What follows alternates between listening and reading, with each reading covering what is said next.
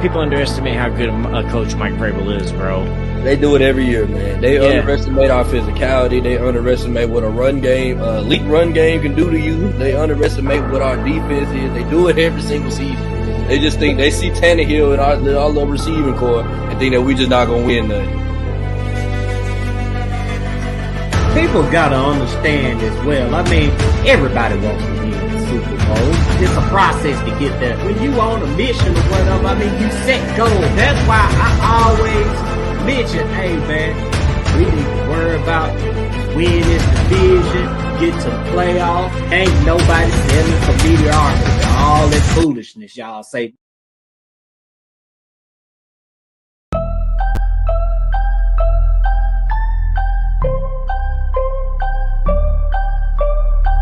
So I got a dream that I'm gonna be at the top of the scene.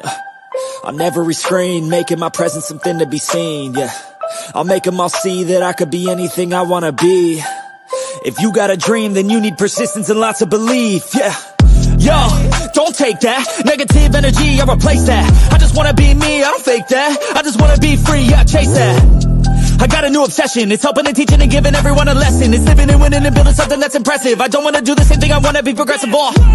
So I'ma make a new me, a new beast, a true fiend. He's everything that he wants to be. Look in the mirror, what he wants to see is a dude looking back at me. I stay on track, yeah, track things. I'm setting goals, life hacking. I'm steady stacking. I see myself being happy. A better me with a strategy that I'm attacking.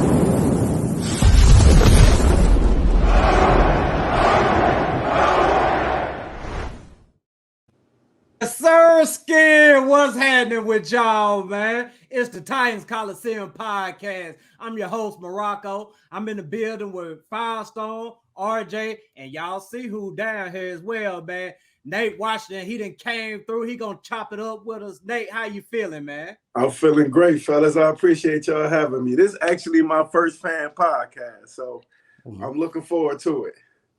That's what's up. That's what's up, Firestone. How you feeling, man? Man, I'm feeling good, man. Nate, glad to have you here, man. It's an honor to, especially it's your first one too. So hopefully we're gonna make this a good one for you, leave a mark for you, man. So yeah, appreciate you coming in, man. We got a lot of questions for you. Let's get it. I'm ready when y'all ready, baby. Absolutely. Marco, yeah, you leading with the first one for us? Yeah, most definitely, man. We're gonna go ahead and get to it, Nate. What made you fall in love with football? Shit, man. Oh man. Honestly, where I came from, man, football was just a way out. I know that's a cliche, often said, but I went to an inner city school, about 3,000 black students in the inner city. You know, football was more so a way for us to stay off the streets than it was a possibility to go on and make a career out of it and go to the NFL and things like that. So to be honest with you, man, high school, probably majority of my collegiate career, I hated football. I hated getting hit. I hated everything about it. I hated the conditioning. I hated lifting weights.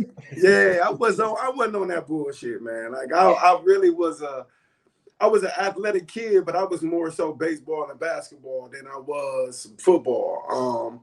And by the time my senior year came around, man, I started having a lot of scouts coming to the practices and stuff like that. And I think my senior year in college, honestly, was when I started loving it because I started realizing I could make a career out of it.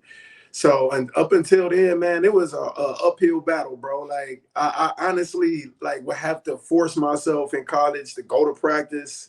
I would have to force myself to engage because like I said, I was, even in college, I probably was about 170 pounds soaking wet. So like me getting hit, like I was like, man, I'm cool. Like, man, next person hit me, we gonna have to square up. Facts. Yeah. So what was it like trying to like build up for you to get up to that weight? Like, was it a hard thing for you to do in college, or was it once you got into the NFL, you was able to kind of bulk up a little bit more? Well, shit. Once I started working out, man, because to be honest with you, even in college, man, we would have funny story. We would have set workout times, and I went to a small college, you know, so my college was more so just excited to have me around, coaches, administration, teammates. everybody was just excited to have me around. It really wasn't even a focus on, all right, Nate, you can go to the next level. We need you to do X, Y, Z. Like, no, like, so when I would have like workout room set times and stuff for my college, man, I would walk through the weight room, shoot the guys the deuces, go sit in the coach's room, kick my feet up like I was one of the coaches, and chill out.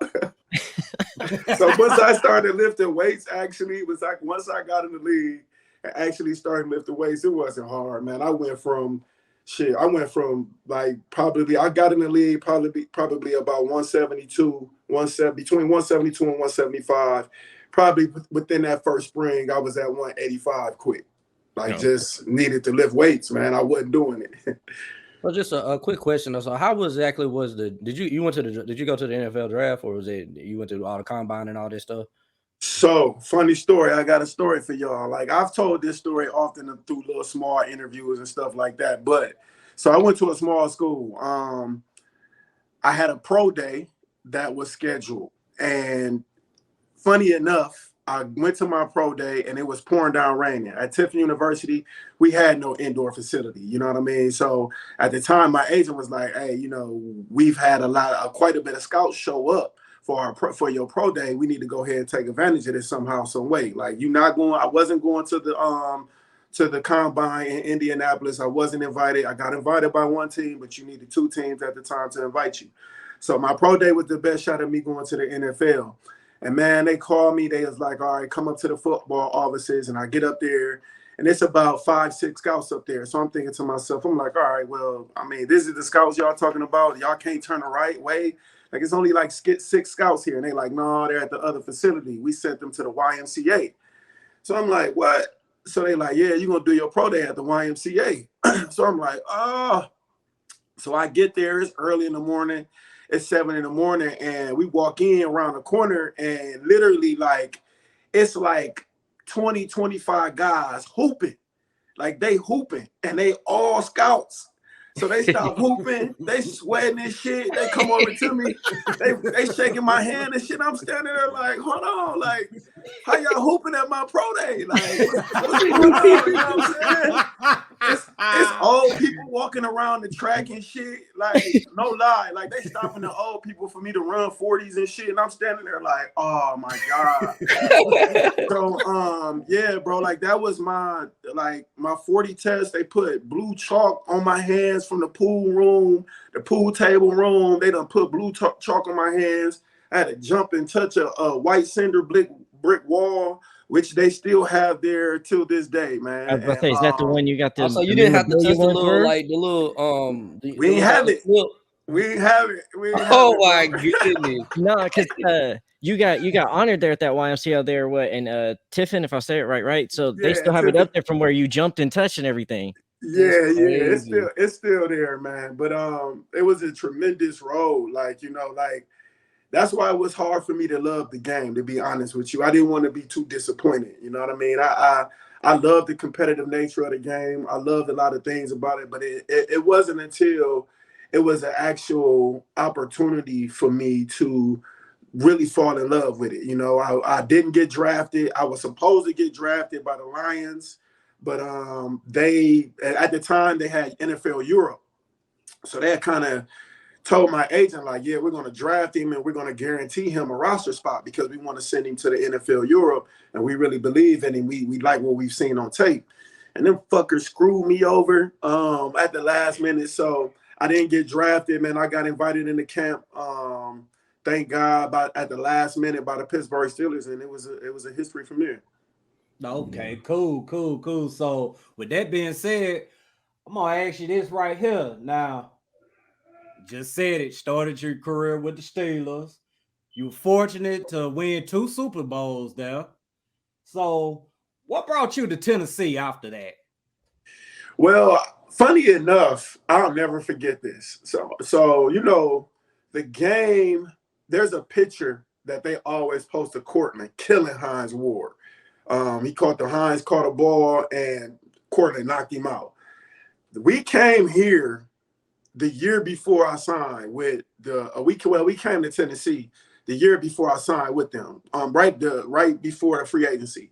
And they kicked our tail. CJ went off on us. I remember that was game. the year they went 13-3. Yeah, I remember that. Yeah, terrible that was the towel year stomping CJ and all he of put the that. ball in front Yeah. of Troy Polamalu's face, right? Yes, all of that went on that He year. stepped on the terrible towel. Yeah, man. Oh man, yes, all of that. Now all of that went on.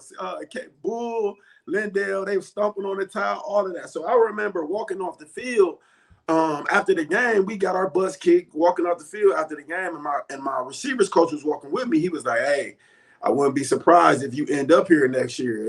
This organization, there's some guys here that really, really love you." So I'm like, I went through one ear and out the other. I'm like, I ain't trying to, hear that right now. We still in the midst of the season. Like this in the midst of the season. The playoffs ain't even started yet. So I'm like, all right, cool. But it comes around. So ironically enough, I'll become a free agent and Detroit jumps up first again. Like Detroit, like the first team that tell me like, hey, I think free agency started at 12 a.m. They called my agent at 12:01. It was like 01 a.m. It was like, hey, we want to get Nate because I stayed in Toledo, Ohio. They like, we want to get him in the limo and bring him up to Detroit. So I'm like, oh shit, this how it's popping off.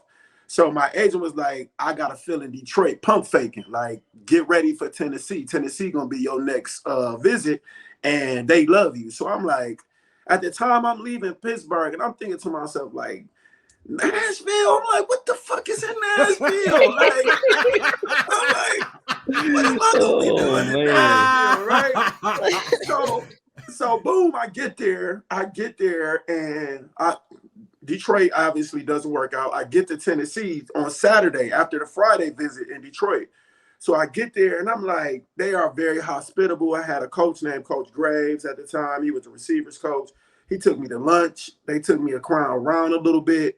And I started seeing the city, and I'm like, oh, shit, like, this is a popular, busy city. I didn't know that. You know what I mean? I've never had been to Nashville at the time. I didn't know anything about it but country music, to be honest with you. So I'm like, man, what's going on with this? So an old teammate of mine was there, Chris Hope, and he was like, hey, man, I'm going to tell you, this is a really good place, bro. If you really looking to settle down to an organization that's going to give you an opportunity and make some things happen for you, like, this is a good place for you. So I was like, all right, cool, I'm going to ride this wave, and I end up signing that way. You know, the guys here at the time was so cool. VY meeting all of them dudes, they were so down to earth. They reminded me a lot of them Pittsburgh guys. So they made it very easy to end up in Tennessee.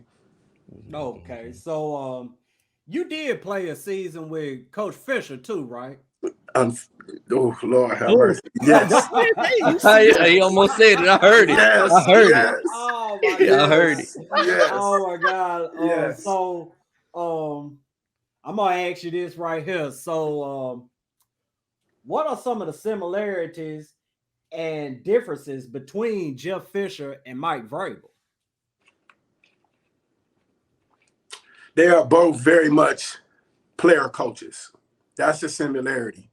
They know how to connect with the players. They know how to connect with them in a way to get them to believe in themselves. They know how to connect with them to force them to the next level of competition when it comes to confidence and things of that nature. They really knew how to connect with the players. Like, those both are coaches that you can go grab a beer with, but also go work for. You know what I mean? I think, if I'm honest, I know I kind of pump faked on what I was about to say about Fish, man, but I got a ton of respect for Fish. I think he's definitely was a dope coach. My only gripe with him was, he just was kind of too much of a player's coach at the time. You know what I'm saying? And in saying that, I'm coming from Coach Cowherd was not a tyrant, but he was a player's coach too, but people wouldn't know that because his presentation is always captain status. It's like, you always got to have a certain type of aura when you approach a guy like Coach Cowherd. Coach Tomlin was the same way. Like, he can shoot the shit with you, but then at the same time, he knew when it came time to turn on the discipline and be the head coach and require things from you as a player, he knew how to turn those things on. And I just think ultimately that was the difference with Fish. As grateful as I was for the leniency that he gave us, I think in order for us to be great, you have to have a certain type of backbone, and he just didn't have that with the players when it came to the discipline. Guys looked at Fish as a brother. Like he was like the homie that, all right, like I'm gonna go do what you asked me to, big bro. But at the same time, I know I don't have to if I don't want to, because you really ain't gonna be tripping like that. It was like that type of energy. So that's probably the main difference. I know Vrabel is a guy. I played with Vrabel when I was in Houston. He was our linebackers coach, and shit, man, he'll shoot the shit with you and joke with you. But when it comes time to work, like Vrabel gonna require that work. He gonna require everything about you to be crossing your T's and dotting your I's. And I think that's just the main difference probably between the two. Absolutely. So I was wanting to know too from you, like, do you believe Vrabel might surpass what Jeff Fisher has done for us as a franchise organization, or like what would it take for Vrabel to be able to surpass what Jeff has done? Is he going to take a Super Bowl, or is he on the right track of doing that with changing the culture? Man, I'm gonna be honest with you. I'm very much into understanding phases and generations of sports. I think what Fish did was lay the foundation for an organization that can never really be duplicated. The position that Fish was in, them playing in Memphis for that year, then having to come and play at Vandy, and all of those things, those circumstances, obviously Vrabel doesn't have to endure. Establishing a NFL organization in a new area, Vrabel doesn't have to endure. Those things take a lot of work, making your players and your organization understand coming into a new environment, understanding having to grow your notoriety in that area. Because at the time, Fish and them, I can only imagine them coming into Music City trying to compete with that type of entertainment, So what Vrabel has did, though, I think he's restored, because if I'm honest, there was a large gap of time, between Fish, what he did early with Eddie and Steve and them, a gap with us, if I'm honest, with the success of the organization. Now they're kind of picking it back up with Vrabel and starting to be more successful in a playoff contender and those type of things. So I think what Vrabel is doing is just restoring that energy. He's restoring it and taking it to another level. Like, I think now, even seeing the excitement around town, when I come in town, seeing the excitement from the fans and the Titan walk across the bridge and all those things that are new, that have become assets to this organization and franchise, I think that has a lot to do with Vrabel, So I don't know if it's a comparison of, will he surpass? But I definitely think he's taken what Fish has done and he's taken it to a next level. He's constantly working on building. One thing about Pittsburgh is, they're going to be physical, right? That aura has always been there. And I think that's what Vrabel is starting to do. He's starting to build that foundation of identity with what the Titans are going to be moving forward. And I think that kind of came from Fish and those old teams with, like I said, with, Steve and them. But at the same time, he's taking that blueprint and he's implying it and he's improving it. So I wouldn't say he's passing them, but I would definitely say he's taking what Fish has built and improving it. I got a question too. So what would you say is different from, or you can even say was similar, or to do similarities or what differences of what the franchise was when you played for them to what they are now? Oh man. Like what you can give us the real, you can give us the the political. Give us that real, man. I would say give us the real, man. We real on this podcast. We gonna keep it 100. Like I said, man, I was coming from winning 2 Super Bowls in 4 years with the organization.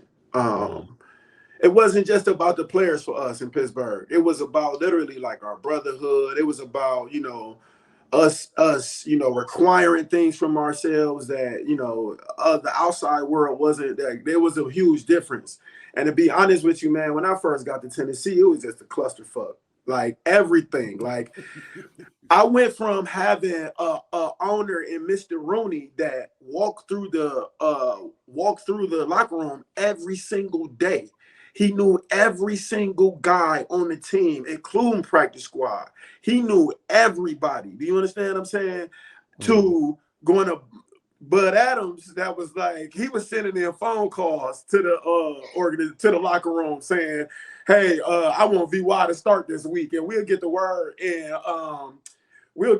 in team meetings, and like we'll be sitting there confused because we might have practiced with somebody else like Kerry Collins. And now we start with VY. We ain't even had no reps with him because Bud done called in and told them he want VY to play.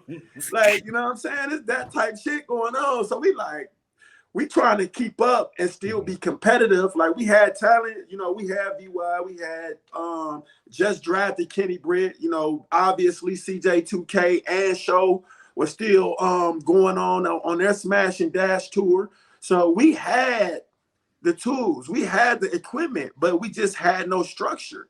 So like I say, it was a clusterfuck because even at the time, man, we didn't even have a steam room and shit. Like, you know, so I'm getting to the organization. Like, I'm gonna be honest with y'all. Like, when you go out on kicking on Friday nights, you come in Saturday mornings thinking you're gonna get that steam room and it's gonna sweat up out you and you be ready for the game on Sunday. You know what I'm saying? Hydrate yourself. You be ready for the game on Sunday.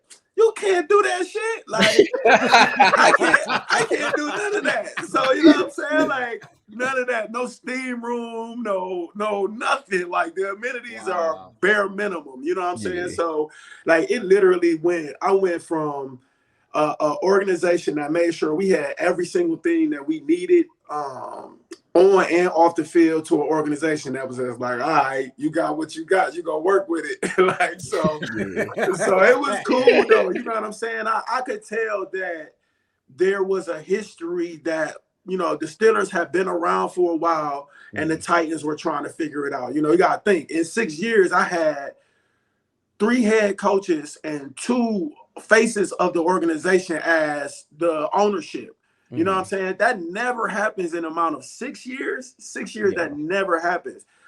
So like, it was just ongoing change, you know, went from Fish to Munch, let Munch rock out for a couple years, then we picked up Wiz and Hunt. Like, that was a huge like carousel of emotions changing. You know what I'm saying? Them 3 totally different guys. Yeah. And then you go from Bud to Tommy. That was the face of the organization. You know, Tommy had no clue what he was doing, in my opinion, and Bud was treating it like a crap table on a Friday night at the local casino. You know what I'm saying? I try to tell people that, He's shooting them dice with that thing. You know what I'm saying? So it was cool, but you know what I mean? It needed time to grow. They needed time I feel like the Titans were in the phase of understanding what a winning franchise should look like.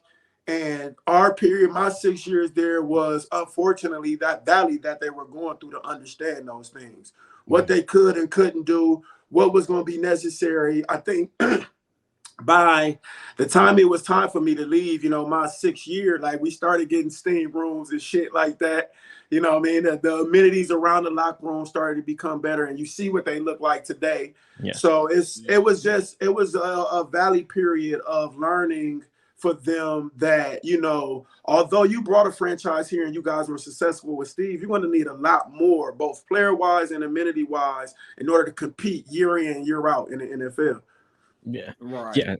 Yeah, that's a good point, because we've heard that from a lot of players, like especially Delaney talked about that, like when he showed up, what the amenities was to what they are now is like completely different changes. Yeah. But kind of leading on that point, I wanted to ask you too, like, what was one of your favorite locker room moments that you've had within your career, whether it be a Titans moment or just throughout your career? I see the smile on his face. I know he say something funny.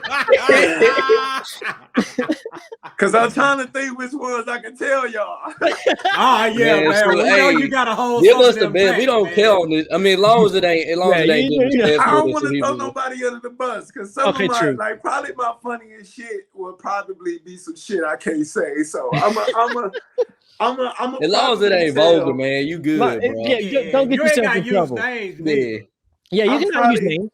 I'll probably go with this is at least top 3 for me, and I'll just say this one because it's the one that's poking out my head the most. So boom. I'm in Pittsburgh, and, you know, it's off season, and Ben gets in a motorcycle accident, right? So we all getting phone calls. We all are in different areas of the U.S., the world. Like, but we're all getting phone calls saying, warning us on what happened to Ben and telling us if any media contacts us, what to say and stuff like that, right? So we like, dang, like we all freaked out, like, because we know how bad this accident was, right? So ironically enough, I think it was like maybe a week or two before we had to go back for OTAs and spring training, mini camp training shit. So we get back and Ben comes to the facility. So he's been at the facility a couple of days, and I'm talking about he had to have his face reconstructed right here. He had like a bunch of scars and shit, like he was going through it.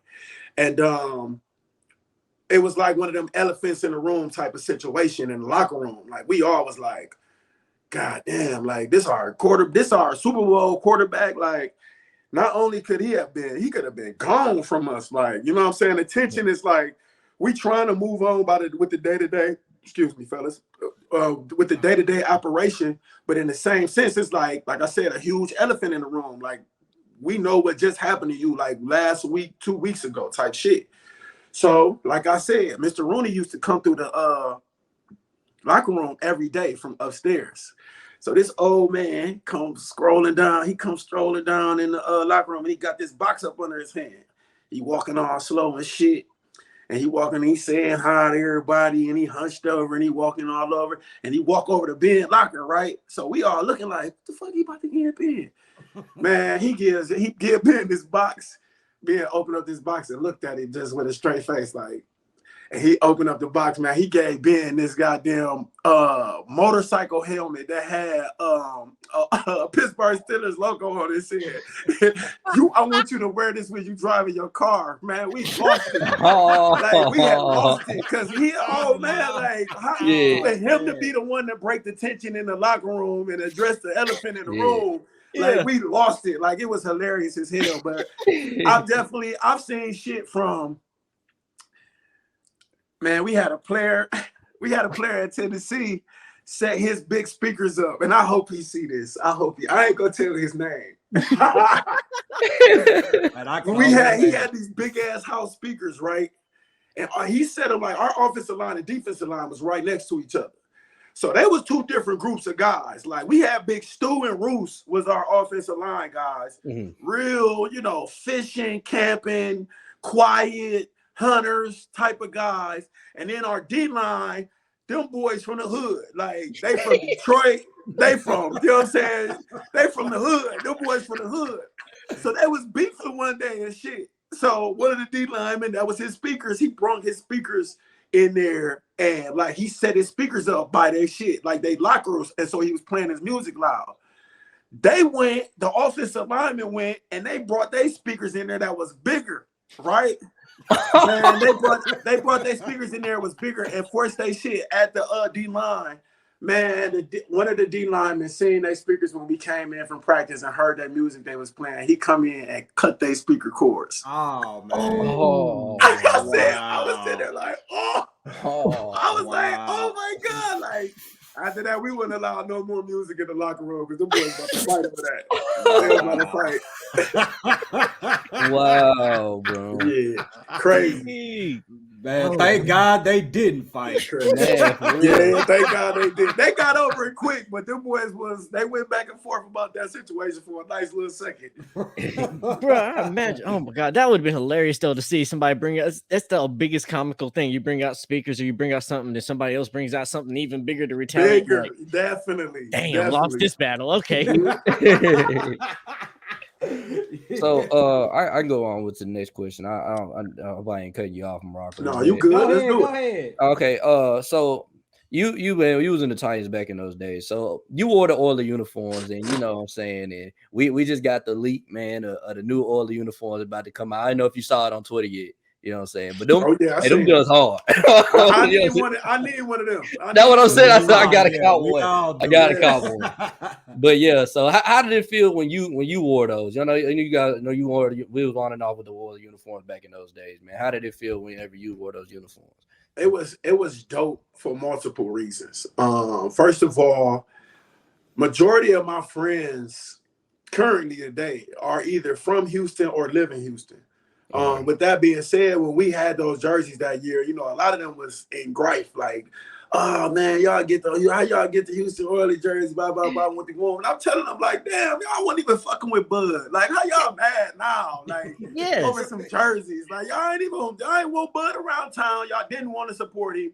Now all of a sudden y'all bring these jerseys up and it's they was our Houston Oilers. Like, fuck out of here. Like, you know what I'm saying? So, like, I loved it for that fact, but you know, it was that black and gold tradition, man. You know, you don't get out that black and gold. Like, so to get to an organization that had multicolors and stuff like that, and that powder blue was so dope with that red trimming, like, I was ecstatic, man. I wish I had more swag back then, but I did a little something with the jerseys. But like, man, like, to be able to put them colors on, the scheme to them, the history to them from with Earl Campbell and those guys, Billy White Shoes, and those guys, man, from back in the day, the aura behind those jerseys, it was definitely a dope opportunity to have them, you know. And like I said, at the end of the day, I was able to rub it in my Texas friend's face. Yeah, we've been rubbing it in. We definitely been rubbing it in. What game are you hoping they wear them for this year? What game are you hoping for? I hope they wear them for a Texans game. Okay. They should wear them hoes. They should wear them hoes in Houston. Bro, can you imagine D-Hop's first game against the Texans is in a Houston Oilers jersey? That shit would be so ultimate burn. Sick. They'd be sick. I told him, man, I said, look, bro, I said, y'all should have just game with the franchise if that's your favorite franchise. And they left. If the Titans leave tomorrow, I'm still a Titans fan, bro. I don't care what they could be the Alabama Jackrabbits, and I'm gonna be a fan. That's how it goes. That's how it's supposed to work. That's how loyalty works, man. Yeah, you know, he's an Oiler fan, so you know he grew up on the Oilers and followed them. Okay. Like, you know because I'm from Oklahoma. Firestone. Yeah, so I'm from Oklahoma, so I don't have a team. So Houston Oilers was my team. Then when they moved, I was like, yeah, I'm going with them to Tennessee as well. So I've just been there. I mean, that's how it's supposed to be, man. Loyalty.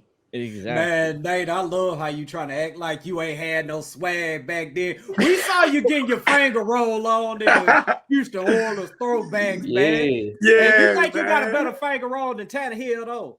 Huh? Do you think you got a better finger roll celebration than Tannehill, though? Oh, you know better than that. Oh man, I'm sorry, man. I don't know. I got to watch more of your finger rolls. You know what I'm saying? Like, first of all, let me say this. Like, I know a lot of people I think it's quite funny to me how he's strategically tried to make sure that his doesn't specifically look like mine. Because if you notice, like, he now goes with the straight leg and the straight arm as of where mine was a little more bent and crooked. And I literally tried to flick the ball type of situation, but you know, to each his own, man. I don't know. And this will be official. Hopefully people get this, but I know a lot of people are compared it to. It don't really matter to me, man. I'll say this. Whether he recognizes where he's, you know, it's been inspired from or not, as long as the fans know, that's enough for me. I'm more than good with him doing it. I feel like sometimes I need to teach him how to do the shit, but at the same time, are you willing to let him reach out so you can help him get better informed and rock out? I'm pretty sure he wouldn't reach out for no finger roll, but it's all good, man. It's all in good love. It's all fun, man. It's all fun. Hold on, let me see if I can find you on this picture. I know you on here somewhere, man. Let me see if I can got you on there. Yeah, I know you on here. I'm on there somewhere, huh? Yeah, I hope so. I gotta find you. Hold on. I'm gonna find you. I know you in here. They got everybody on this. I wish I could point it out, but I think I'm gonna be pointing in the wrong direction. I see 85 at the bottom by Kevin. That's Derrick Mason, man. Okay, I figure so. That's the thing with the 85. Yeah, they got McCourty on there. I know they got him on there. Let's see. Yeah. Yeah. RJ, there you are. You up there. You up there. You getting tackled by a Giants player. Finally. Yeah, I'll take it. Yeah, you making a one-handed catch though, so it's cool. I'll take it. Yeah, man. Nate done came up with so many big catches for us, man. I mean, shoot, man. The finger roll thing, man. I mean, I loved when you done it, and I definitely love when Tannehill does it well, because when you see that finger roll, that means it's a touchdown. Touchdown, goddamn it. I'm with you. I'm with you, baby. So we're going to get on to this next question right here. We're going to talk current day, man. We want to see how you feel about the current day Titans. What are you looking for in training camp this year? Training. I need to see it. Like, I understand that he's not going to be AJ, but I need to see more than what he gave me last year. I'll say this. He's already addressed, for me, my biggest concern, and that was his durability practicing. You know, last year, he damn near missed the whole spring. He damn near missed all the training camp too. Like, I don't think he got all the training camp in. Like, he was out, you know, and I understand, like, in order to progress, you just are not going to be out. There is no such thing as going and watch film and studying playbooks. Like, he's at that phase now where he has to progress. And in order for him to progress, it's going to take on-field practice reps. And I need that, you know, I need to see that from him, you know, being a former player, being a former receiver, I take pride in that room. You know, I'll say this, you know, when I was playing, I knew the circumstances of us losing wasn't ideal, but I did, you know, have pride individually that when I left the game, that fans will remember the hard work that I put in. You know, it wasn't about what was going on with the organization. Like, it was about looking back and saying, hey, Nate Washington gave his all, you know, and I take pride in seeing guys doing that in that room, and seeing, you know, the possibility of what he has in front of him, the opportunity. I want to see him, you know, if come to fruition. I want to see him come in with hard work. I want to see him be reliable, a reliable wide receiver one. I know Hop is around, but I don't want him to defer. I want him to have that lion type of attitude. I need to see his attitude this year. I definitely just want to see him progress. You know, that's the main thing that I'm looking for. I think after that, you know, everything else pretty much speaks for itself. You know, our defense is going to be what it's going to be. The expectations are going to be there. They're definitely going to have to lead this team this year. They're going to have to be the locomotive to this train. That defense is going to have to be strong and stout and disciplined. The DBs are going to have to show up a lot more than they showed up in the past. But I'm excited about Bunting. I actually was coaching in Tampa Bay during an internship the year that they drafted him. So I was able to see him work and see some of the tools that he brought to the table. And I was actually excited about, you know, him coming to the Titans because, once again, an asset. You know, not an elite type, and not a Jalen Ramsey, not a Patrick Surtain II, but he's definitely going to be an asset for that room, you know. And I feel the same way with the whole roster. You know, if we can get Ryan to come in this year, Tanny to come in this year and control the ball, understand when he has shots, and make sure he doesn't turn it over, then sky's the limit for this team. I think that's what we're looking at. Obviously, the run game is going to be what it is.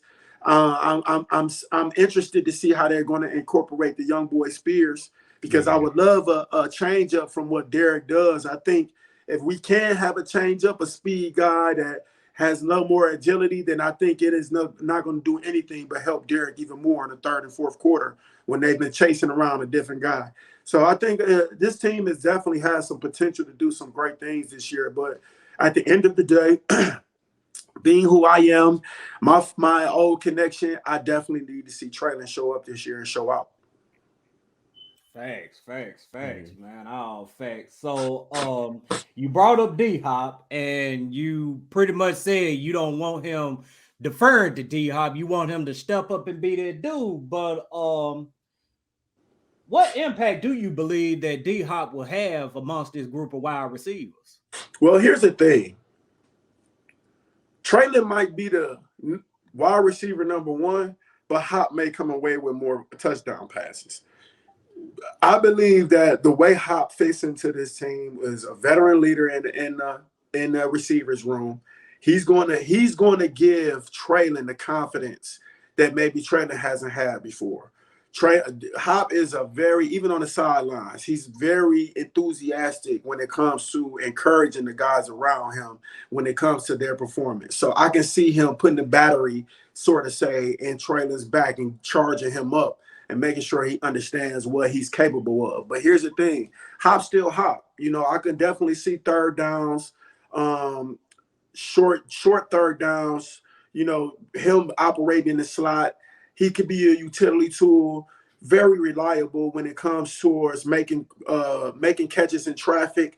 And with all of those tools, those tools that he has, I think he would be a great asset in the red zone, especially the low red zone, where you can have a guy that is going to be able to run away from people, but be able to catch those tough passes in traffic and those type of things. So I think Hop will definitely be great. I just say that I want to see Treylon become the number one because obviously, in my opinion, he should have more tools than Hop. His speed, his ability to separate, his ability to, create big plays with the ball actually in his hands, not just catching it. I think he should have an advantage over Hop in that regard, But what Hop is able to do as far as giving a quarterback an opportunity to make a big play in a tight situation is what Hop is going to be best at, And with this roster right now, our receiving core, I'm looking for a big year from Chig, but, when it comes to route running, I just don't see a route runner that's going to get separation with that core. So you got to be able to have a guy that's going to be able to make tough catches in tough areas, and that's definitely what Hop will be able to do for these guys. Yeah, because I agree on that because that's one of the things we had last year. And we saw that with frustration with Vrabel and some of the press conferences. They're like, why don't you pass more? He's like, who are we going to throw it to? Because everybody kept dropping the balls. And that's one thing that's a big factor for D-Hop is if the ball touches his hands, he damn near don't drop that damn thing. So that motherfucker wear a size 4X gloves. He better not drop shit. And he touched the split one too. That's what we've been missing though. Like I feel like that. I feel like for real though, that's what Tannehill's been missing in these playoffs, bro. When he get to the playoffs, bro, these people ain't finna be running wide open. You gonna have to. He needs somebody to bail him out. And he throw the ball up, he's snagging it. You know what I'm saying? That's what he's been missing. Yeah, definitely be reliable. He'll definitely be reliable for him in that regard. Mm-hmm.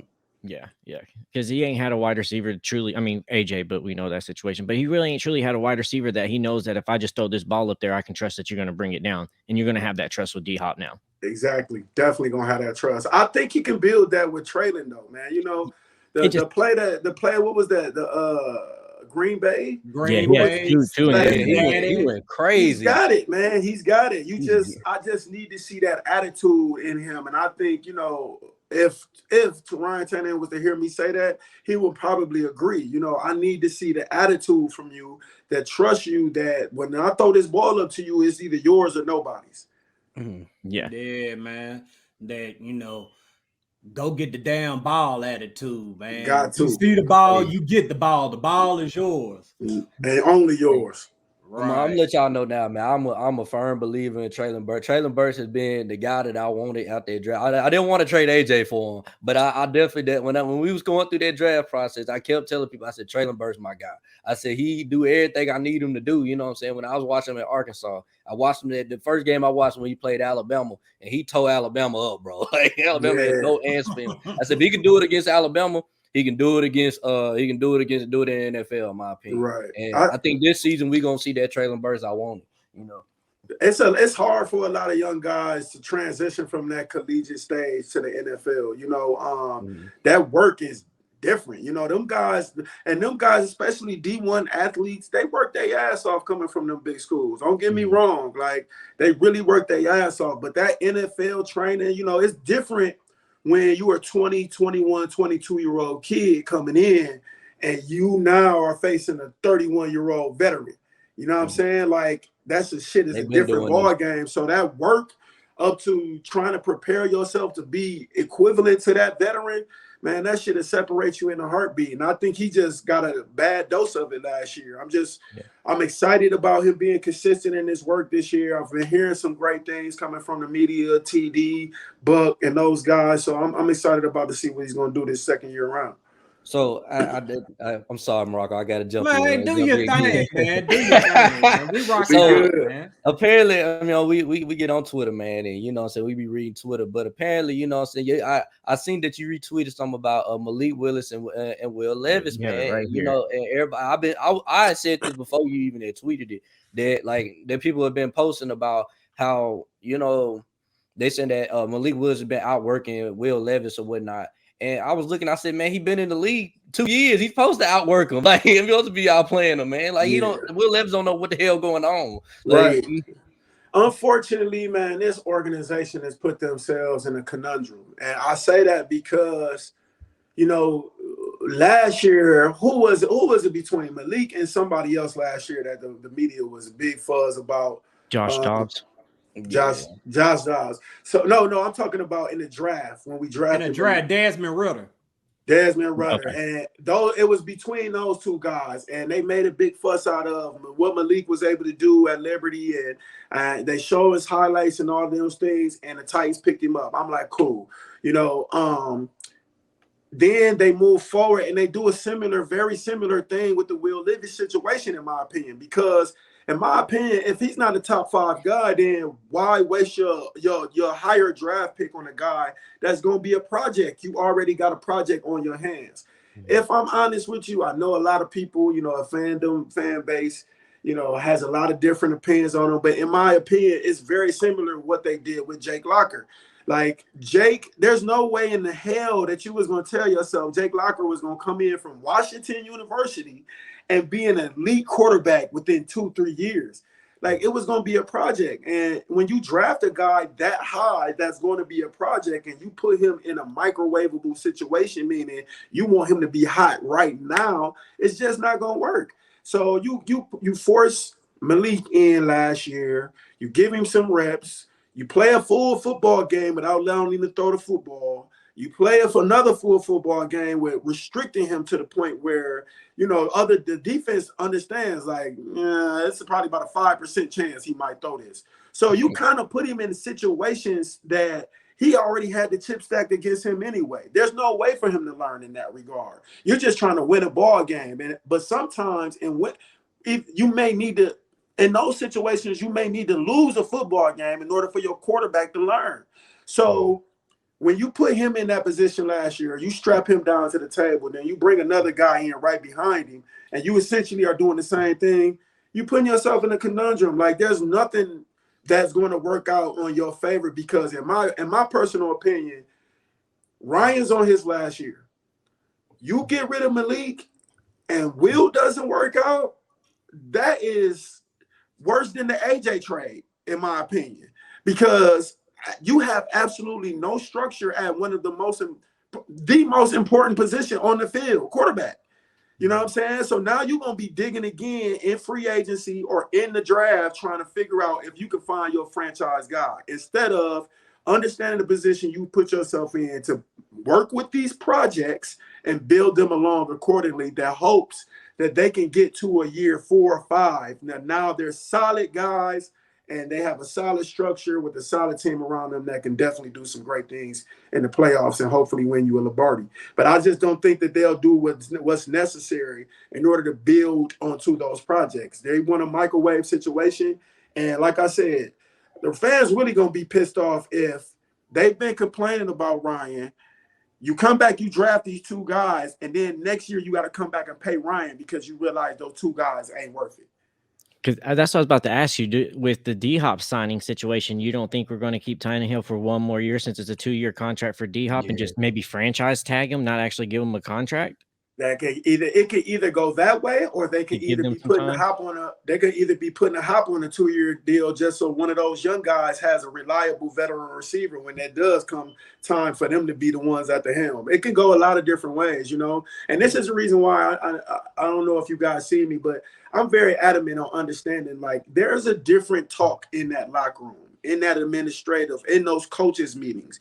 We can sit here and speculate all day on what their moves are and what they have going on with up their sleeve. But especially with Coach Vrabel coming from that Bill Belichick family tree, they are very adamant on doing their work silently, not allowing anybody to know what's going on, what their next move is, what they're trying to get accomplished, and all of those things, So you're definitely right, Firestone, but in the same sense, like, it's so many ways that they can go with this situation. We'll never know until it happens. And I just hope that, if I'm honest, I hope that they don't waste more money on that position, because they already got 2 kids that could possibly grow into something great, and they don't have to pay. Not yet, you know what I'm saying? Like, you just got to get that time. Like, put it in the oven. Don't put it in the damn microwave. Yeah, so I asked that because I just was wondering when D Hop got signed that like maybe this is going to be their push to go get Tannehill one more year, their push to try to get Derrick Henry and them a year, a ring in this window that they shortly got, and then once D Hop gone, then Tannehill gonna be gone that year, then Treylon should be up enough as a wide receiver, be good enough, and then they'll figure out which one of those two is really not a project no more and really ready to step up. But no, you're right too. It's all speculation. Yeah, no, I mean, but that's what it's for, though, fellas. That's what we supposed to do. Your podcast, the things that you do, the conversation around the game, around the Titans organization, that's what it's supposed to be. It's supposed to be speculation and dialogue strictly off of what we think. So I don't think you're wrong, because shit, at the end of the day, Froston, you fucking hit that damn nail on the head. You probably may be exactly right. So it's just a matter of, like I said, understanding how they trying to play it and watching it all pan out. Absolutely. Great. So, but before we get to the next topic, I just want to ask a question. So, if you were to give Rand Carthon a grade on what he's done so far, what exactly would you give him? I would give him a B+. I think the free agent signings that he's brought in, Al-Shaair, I hope I'm saying his name right. We do the same thing. He's Al-Shaair. Yeah, but like I really like the free agent signings. I really feel like they are, if I could say this, they are ideal Patriot players. The guys without the big name, but have a huge impact. You know what I'm saying? Like, and they will build a name for themselves that way.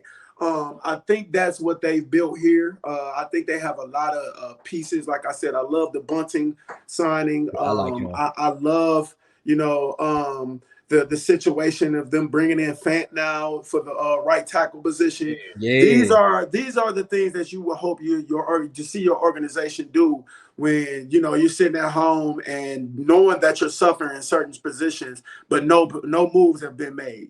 They're making some quality moves, and he's pushing some things to go. I would love for us to put ourselves in position where we can start signing some bigger name skill positions, but at the same time, I'm asking for more at this point. There has to be a start, and that's why I said a B+. I think he started off well with what's been given to him, and I'm looking forward to what he's doing moving forward. I think he understands, especially coming from San Francisco. You got a guy coming from an organization and a franchise that has history of winning. And when you got guys coming from out of that structure, they understand what's going to be necessary to put other organizations that haven't been so successful in that position. So I'm excited about what he'll be doing in the future, but I'll probably definitely give him a B+ right now. Yeah. Cool. I like so that. We got one more. I like that grade.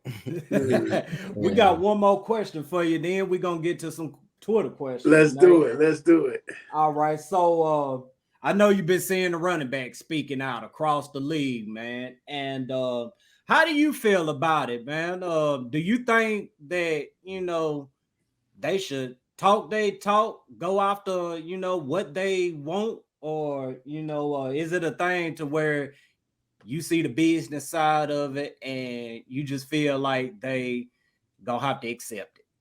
Man, unfortunately, they have no control. Like, this is not the NBA. Like, you see, we all seen what happened to Le'Veon Bell. Yeah. And Le'Veon at the time was probably top 4, top 5 backs in the league with what he was able to do. He revolutionized a whole new style of running, his patience, hiding behind his line and doing those things. So he even preserved his body because he never really had to take really big shots because he knew how to elude them. So I know he was healthy, but at the end of the day, you just have no control over the business end because, unfortunately, I mean, look at the situation in Dallas. I think the situation in Dallas is the most prevalent for me because Dallas has put themselves in a position where they took away your heavy back. You took away your heavy back. Now you're relying essentially on the guy that started off as your utility tool to be your 3-4 down back. With that being said, you now have a back in Vaughn behind him that is, with all due respect to the kid, tiny as hell. Mm-hmm. So you can't be relying on this kid to be durable if need be. Like, there's going to be some action in there that he's going to have to withstand. So you get rid of, instead of re-signing Zeke and put him on something that would be adequate and deserving of the work that he's put in for the organization and the work that he's been able to accomplish. He's been a Pro Bowl back a couple years, so he definitely deserves it with the work that he's done. But they would much rather go invest in a smaller guy younger guy that they can franchise tag and pay him peanuts and say, we'll get through with this guy. And unfortunately, that's just the business end of it. They'll do that with every single back. They don't care whether it's Ezekiel Elliott, Le'Veon Bell, Saquon Barkley, Dalvin Cook. They don't care, because essentially in their mind, they have a kid the same size on the roster, but that may not know the game like a Dalvin Cook. But shit, you get that kid 3-4 games and he'll start picking it up and be able to do some things for you that could be sufficient in his 2 years, and you paying him fucking peanuts. You know what I'm saying? Like, they'll do that shit all day. So unfortunately, I just feel like the hands are the running back's hands are tied. The position has been disrespected for years prior to what's being amplified now, so this has been an ongoing situation that I feel like, only way to change is if you catch a guy like a Saquon that had very much success his first 2 years in the league, and his third, fourth in the year in the league, he go sit back at the table like, y'all paying me right now. That's the only way I feel like that position will change, is if those backs start catching their negotiations very early, which is going to put the press on the organization, because if you got a Saquon in year 2 or 3, you're not going to want him to sit out. You want him to play. You want a Derrick Henry in year 2 or 3, you want him to play. So if they come back to the table after 3 successful first years in the NFL and start requesting their bread then I think it might change some energy. But you get a guy that's in year 6 or 7, it's not. They don't care. The ownership doesn't care. They'll move on. They'll find a young guy. They'll pay him peanuts, and they'll deal with the backlash from the fan base until the peanut guy pans out, and they're all right. Yeah, because they follow like on running back committee. That's a downfall for it too, is that running back by committee seems to work real well. So as long as you got 2 guys that do what you need to do and you can pay them cheaper, you get it there. So like you brought up the Le'Veon Bell's part too, and that's what I thought too, is like, is it going to take more than one running back at a time to hold out like Le'Veon did to make an actual impact and actually make a point? Yeah, well, I think as far as at the end of the day, man, there is no point to be made. Like I said, the ownership doesn't give a fuck. Like they like, okay, you gonna hold out. Look at what Mixon just went through. Mixon last 2-3 years was probably the best years of his career. Like he has really been toting that rock. And you telling me I got to take a pay cut in preparation for the next year just so I can make sure that I give myself a chance to stay around this organization, because I'm still young enough to play the game. My body is still fresh, but I know financially and business-wise, y'all may get me out of here just because my numbers are raising with each year that I'm here. So I got to set myself up the year prior to and take a pay cut the year prior to when I'm playing my best ball. That's unfortunate. You know what I'm saying? It's unfortunate that they even got to do that to strategize their longevity with these franchises. So I got to ask the tough question, man. We on the subject of running back. So what do you think happens to Henry after this season, man? Man. Hello, darkness, my old friend. Think of it this way. Unfortunately, man, I would love for them to do it, but the Titans just don't hold on to their key players to allow them to retire within the franchise. Look at what happened to Casey. Look at what happened to Keith Bullock. Sent him to New York. Look at what happened to CJ.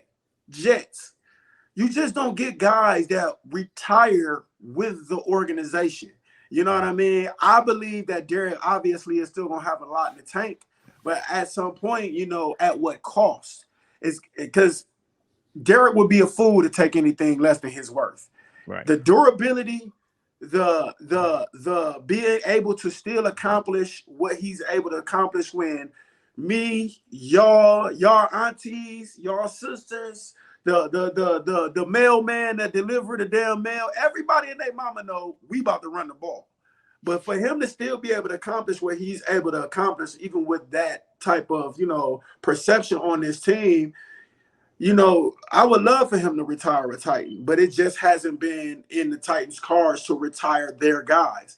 Their guys normally at the back end of their career still have something in the tank, but they just not with the Titans, you know. Same thing with me. You know, I would have loved to have retired, you know, signed another 2 year after my 6th year and got that 2 year and rolled off into the sunset. But unfortunately, you know, I still had some in the tank. And at the time, there wasn't even no negotiation for, you know, me coming back to the organization. So, you know, there's been a number of guys that have passed through this organization, have been pinnacles of what, you know, their time have meant to the Titans and what they've been able to do. And unfortunately, just didn't retire a Titan. So, you know, Derrick is definitely getting into those dog years where even with his ability, I think business-wise, the league will eventually start trying to weed him out. And like I said, I would love for the Titans to be understanding and considerate to one of their, you know, most prolific workhorses and give him another deal that would allow him to retire in Nashville. But due to the organization, it's just the history of that is just not there. You know, when I left Pittsburgh, guys retire in Pittsburgh. Troy Polamalu, Hines Ward, Casey Hampton. Guys retire with the organization. Guys just don't retire with the Titans. When all that offseason trade rumor came around about Derrick Henry, I went off on a rant, and that's the same thing I said. I mean, because Eddie George, Steve McNair, they didn't retire Titans either. It's like, at what point do you let a Titan retire a Titan? Like, we don't have that. What, Michael Ruse, maybe? Like, there's nobody we really have that's start as a Titan and stays there. Yeah. Well, I put my 2 cents on that, man. For what I've seen with this under Amy Adams-Strunk, man, she is different than the rest of the owners. And I will say this: I think Amy's gonna make sure that Derrick Henry retires a Tennessee Titan. That's just my opinion. I'm not saying it from being biased. I've seen them with the actions because the old Titans ain't signing no D-Hop. I'm just letting y'all know that shit now. The old Titans ain't signing no D-Hop. You know what I mean? I agree. You're right, though. Ain't getting no red Carthon, bro. Like, yeah, I agree completely. Amy has came in and did the necessary moves to make or franchise a franchise. Even from our alumni weekend, you know, the money that she's invested into making sure this is a legitimate NFL franchise, definitely. And I feel like she's carrying that aura of trying to create a foundation of guys that realize that they can be something different there. So hopefully she definitely does something that throws us a curveball from what's been happening previously in this organization. And like I said, I definitely think the kid deserves to retire a Titan. Yeah, I mean, we do got a new stadium coming too. Yeah, we got a new stadium coming too, man. So this got to make sure that Derrick Henry in that mug. Yeah, man. Shit, they better make sure he there. They gonna fill them seats up. Yeah. Right. I gotta throw KB name in there as well, man, KB, because he another player that I feel like he should most definitely retire a Titan. He shouldn't see another team. I agree. Both him and Jeff. You know, I agree. Like, those guys are pinnacles of this current roster and what they've been able to do with turning the leaf and becoming an actual playoff contender year in, year out. You know what I'm saying? Those 3 guys, Derrick, Jeff, and KB, have hands down held the torch and told every guy in that locker room, hey, this is the standard. And I think, you know, when you got guys like that, man, when you got your Ed Reeds, when you got, you know, your Ray Lewis's, your guys that are pinnacles of your organization, man, you want to keep them guys around and make sure that they retire in your organization. Very true. Facts. Definitely. So you got some Twitter questions here to wrap up. Oh, shit. Let's do it. All right. So we're going to pull them up here on the screen for you, too. So KB from Arkansas, since Nate came over as a free agent who flourished, ask him how he feels about the idea that the Tennessee is the place where receivers go to retire. Would love to hear his take. Great question, by the way. That's a great one.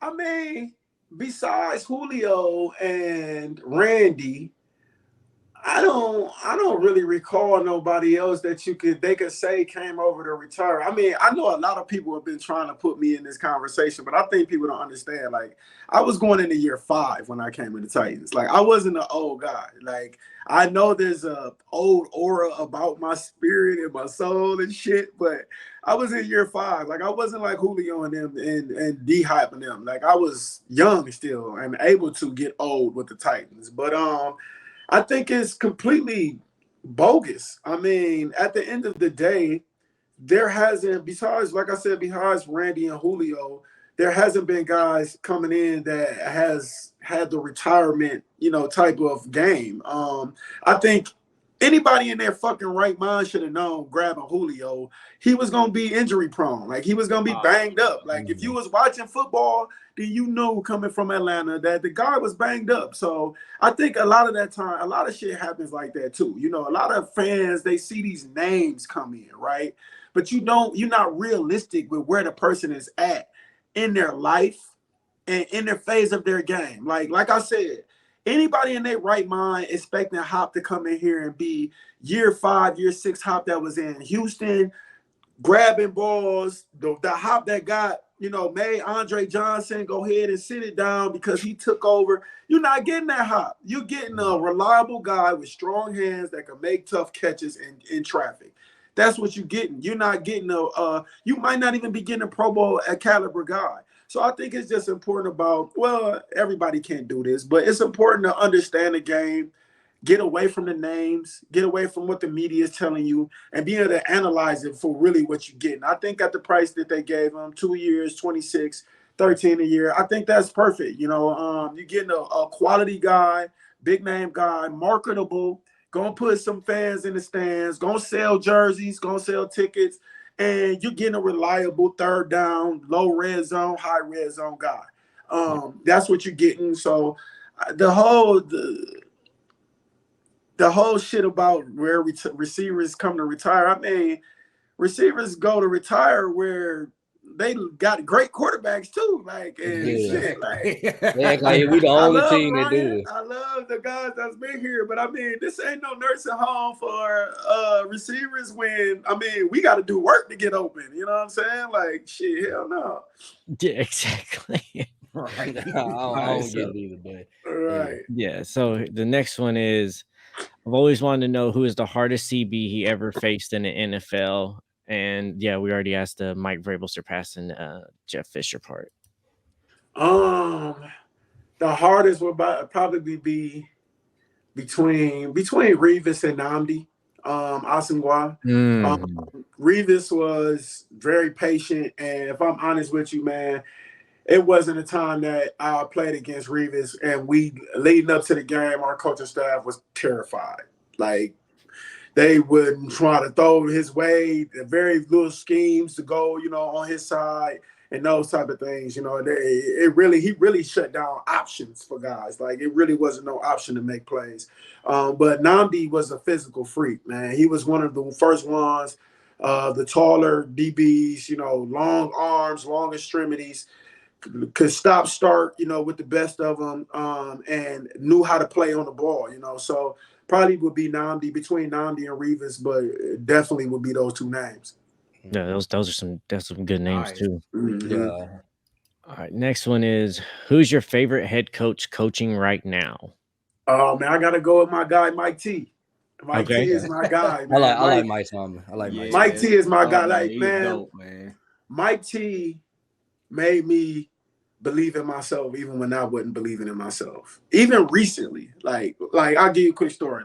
So I retired in 2016. I had an autograph signing in Pittsburgh, 2018, 2019, something like that. Now, did it like that? They had me signing autographs in the stadium before the game. Now, I was supposed to come sign autographs and I was supposed to leave. I wouldn't even, they had me tickets to the game and shit, but I wanted to go chill with my friends in the trap. You know what I'm saying? Y'all follow what I'm doing. You know what I'm saying? Yeah. I wanted to go watch the game from the couch. I'm like, man, let me go post up. I'm trying to leave. So, it's almost time for me to get done my autograph sign and shit. And one of the workers came up to me and they're like, hey, Mike Tomlin wants you to come on the field. And I'm like, come on the field for what? What the hell am I supposed to go on the field for? So I get down there and shit, and they walk me over to him. He like, hey, boy, I heard you was in the stadium. I want you to bring the guys out today. You a legend in this building. And I'm like, a legend in this building? I'm like, Mike T. I wasn't prepared for this, bro. What do you mean bring the guys out? He like, we gonna put you on a Jumbotron and you gonna do the wave the towel intro. I'm like, and you ain't going nowhere because you a legend. And I'm like, damn, but I stopped and I thought about it. And, you know, like I said, coming from a small school, coming from a small city, you know, I've always been super duper humble.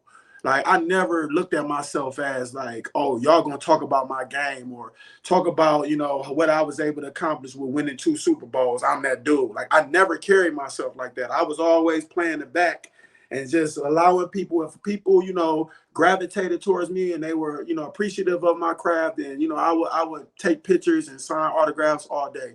But I just didn't carry myself like that. But it made me pause for a second and be like, you know what, Nate?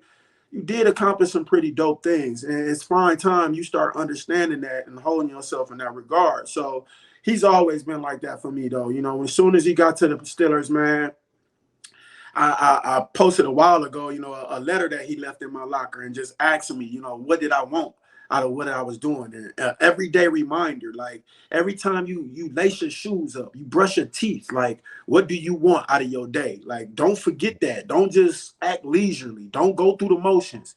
Like, what do you want to accomplish, and go get it, you know? And I learned that from him. And to this day, like if I need anything, absolutely. And I've sent friends to games by calling or texting the head coach. And, you know, that's something you don't bother a head coach with, but that's just how cool Mike T is. If he can't take care of it, he's going to point you in the direction of somebody to take care of it. And he's always been that guy. So I love my guy, Mike T. He's definitely my favorite head coach. Man, that's awesome too. And also, man, we appreciate all the hard work you put in for us here at the Titans and everything on that field, bro. Truly appreciate it. I appreciate y'all, man. This is Absolutely. dope. So, this is dope. Got 2 more. What's the biggest injury you ever had to play through that may have kept from public knowledge? Oh shit! I actually started wearing a sleeve because I broke my wrist. I had a crack in my wrist. We was in the bubble. We was in the indoor facility in the bubble, and me and J-Mac went up to make a play on the ball, and I came down right on my hand and broke my wrist. So I had this cast. I had this damn splint it was on the back of my hand, like right about there, and that fucker ran to the middle of my forearms. And I knew DBs at the time. I'm like, ain't no way in hell I'm gonna be able to go out here and perform. They not gonna be slapping at my hand and shit. So I put that sleeve on, and if you go back and you look, if fans go back and they look closely at, there's a picture on the internet of the catch I had in Dallas over Scandrick. There's a picture of it when I'm catching the ball, and if you zoom in and you look closely at the wrist I had the sleeve on, you'll see that splint in there waving like it's. But that's probably the worst one I had to deal with. That nobody know. Oh shit! I take that back. I tore my quad. Oh damn! Oh, that's the worst. Oh my god! I couldn't even pick my leg up, but I played with that shit. Like, and hold on, let me see if you got the sleeve on in the picture. Probably on the wrist one. How many weeks? On the wrist one, how many weeks did you have to play through that? And the quad one, how many? The quad and the wrist. Shit, I played with the sleeves the rest of the year. I had to play with the splint on the rest of the year because I couldn't lift weights or anything for real. My left wrist was jacked up. It's still jacked up to this day. But the quad itself, I think I played on that partially torn quad for like 3 weeks until it started healing to the point where I could start back getting my rotation with my legs and shit. Yeah. But it was tough, man. I sat out one game, and then I came back the very next, and I was hobbling the whole damn time. Bro, yeah, that's tough shit right there. Yeah, man, that just made me respect you even more, man. I ain't gonna lie, Nate. You were like one of the few bright spots we had on the team back then, man. And I appreciate that. Yeah. For whatever reason, I followed you in Pittsburgh. Maybe because most of my family is Steelers fans, right? But I mean, once you came here, man, I was like, hell yeah, man. That's what the fuck I'm talking about, man. Well, we got somebody. Yeah, I tell everybody, man, Pittsburgh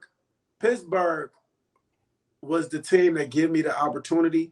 The Titans was the team that made me who I am. Like, they gave me the opportunity to really become something. Like, I was obviously a part of some Super Bowl teams, but individually, obviously, I didn't start getting my time to shine until I got to the Titans. And it was because of Jeff Fisher, if I'm honest. Early in my first year there, I'll never forget this. I dropped a post in Indy all by myself. Like, wasn't nobody within 10, 15 yards of me. And that bitch went right through my hands, and I was sick. I was like, oh, my God, I'll never forget. We got off the plane when we got back to Nashville. I ain't going to lie to y'all, fellas. And I was walking to my car crying. I'm like, man, I was questioning myself. I'm like, they just paid me all this money. I'm like, man, like, Nate, you can't come over here and not perform well. And no lie, Fish met me at my car and was like, hey, dude, like, he met me at my door. I was like, hey, dude, I believe in you. He was like, you just need to relax. Don't put so much pressure on yourself. I know this is new for you, but we brought you here because I believe in you. And that conversation with him from that day forward was when I started becoming Nate Washington, like started becoming a guy that hopefully the Titan fan base could understand, put in a lot of work to make sure that he gave everything he could to a franchise. That's dope. That's dope, man. We got one more Twitter question for him. Yeah, just one more, and we let you go. Oh no, that was it. Yeah, went through all of them. Those are all the Twitter questions. Okay. So I have one, and I might be completely wrong on this, but I wanted to wait for the end too, because I heard something, and I be wrong, but I heard Arthur Smith offered you a coaching job out there in Atlanta last year. Is that true? No, it's not true. But we definitely had conversations about me coming in and working with the staff at one point in time. If I'm honest with you, I've had 3 different NFL job offers, and it just isn't for me, man. It's too time consuming. I'm in a great place in my life. I love enjoying spending time with my kids, my friends, my family. And what I love doing more than anything is going back and visiting and having just a little bit of time with the guys. I think that's more better for me in the place of my life. So Art knew that. I actually went to 2 of their OTAs this year, and they was on my ass about not staying and going over their practice field with them. I'm like, man, I'm about to get out of here. Like, I'm not staying for y'all coaches meeting. But fortunate enough, man, I know a lot of coaches in the league. I have a lot of relationships. I'll never forget when Art got the job. Like, I called Art, wasn't expecting for him to answer. I called him the night they announced it. Wasn't expecting him to answer, and he picked up. Like, that's how close me and Art was. But Art was like that with a lot of guys. He was our quality control guy. Like, and a lot of those guys are more personal with us. We bullshit and talk with them more than anybody, the quality control. So it was so dope to see how he's grown, throughout the league. I'll say this too. Charles London, the passing coach for the Titans, I remember him being on quality control. Like, it's so dope seeing these guys that were probably at the bottom of the totem pole, climbing their way up to totem pole and getting the opportunity to do more things with these organizations.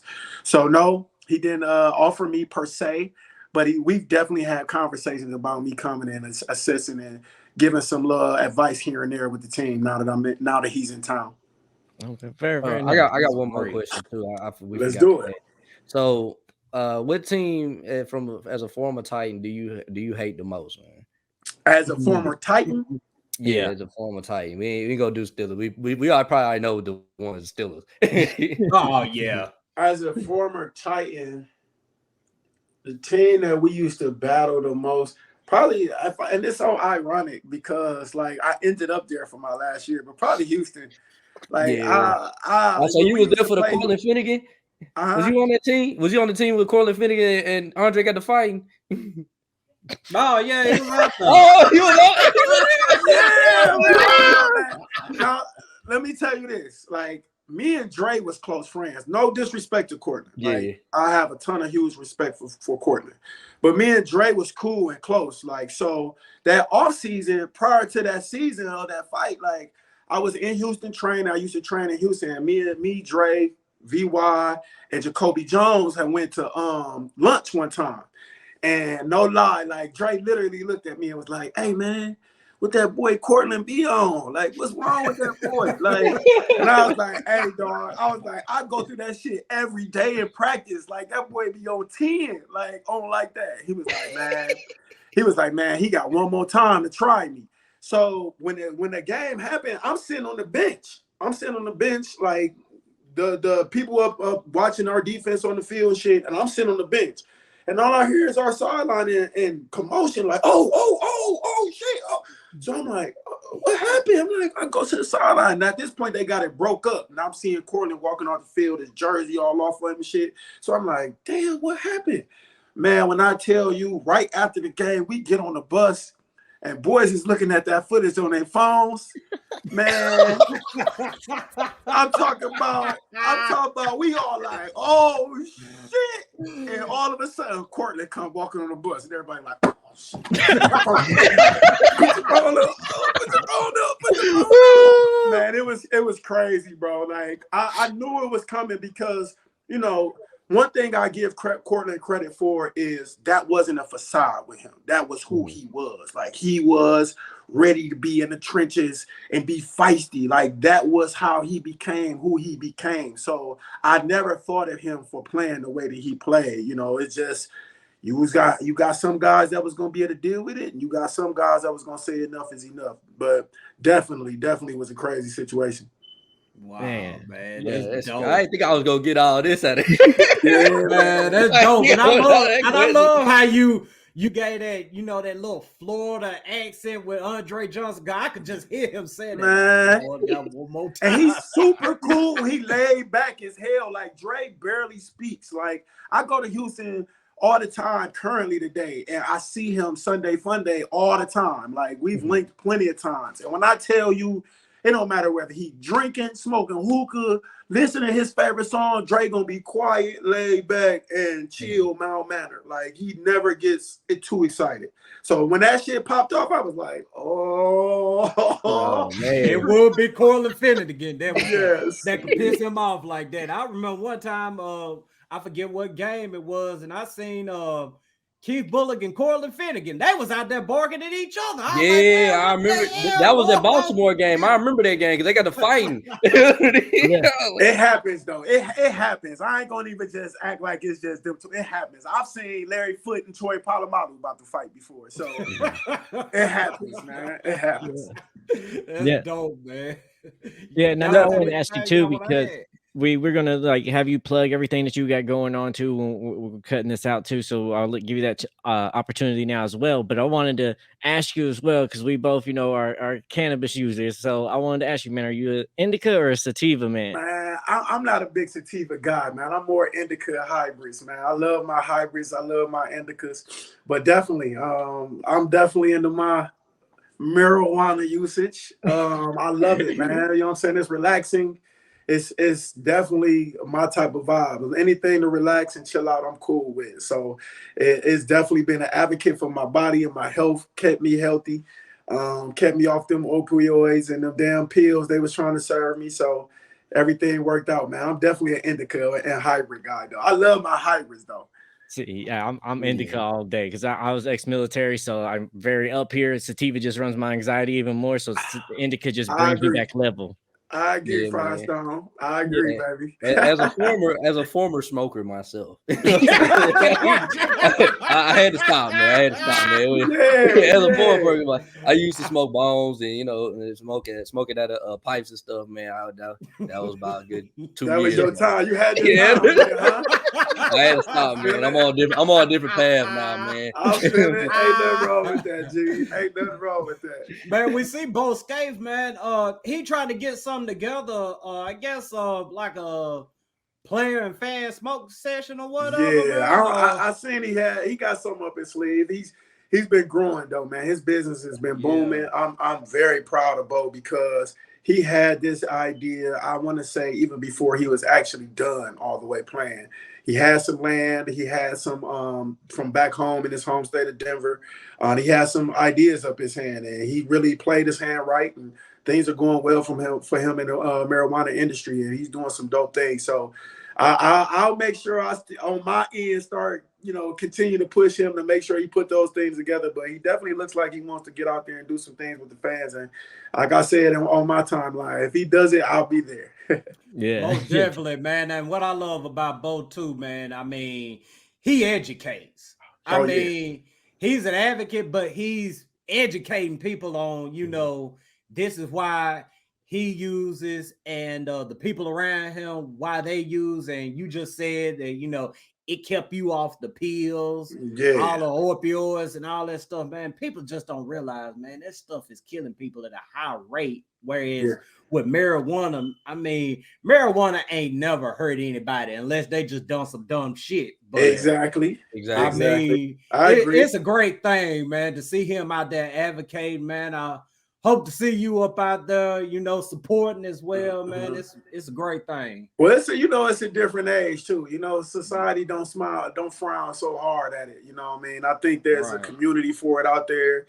I think even those that are not a part of the community understand the legitimacy now and flower itself. So I'm looking forward to the future where our U.S. is going with the advocacy for marijuana usage, especially for athletes and their aid for their anxieties and their body pains and those type of things. I think it's fine time for them to start looking into it because I mean, at the end of the day, if you're gonna serve athletes medication that are subjective to destroying their livers and kidneys and those type of things, blood thinners and all of those type of things, I mean, you killing us anyway. So I mean, so it's not to say that this is a situation that anybody wants to die or anybody wants to kill anybody, but at the same time, this is a healthy advocate way to go out and better yourself. So I'm excited about the future. I'm excited about the players actually being able to be involved, the former players and current players that are able to be involved in, the business side of it. I think it's definitely lucrative in the financial end. So it's just fine time that the society started letting go of the stereotypes of marijuana usage. And I think that's what it's come to. And I'm excited about the future for it.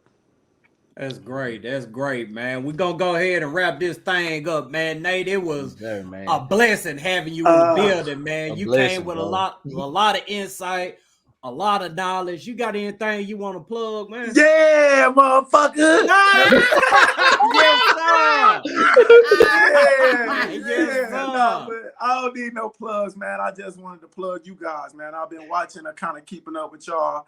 I love y'all interaction. I love y'all fans' thoughts from what y'all be saying. Y'all don't be too far off the helm.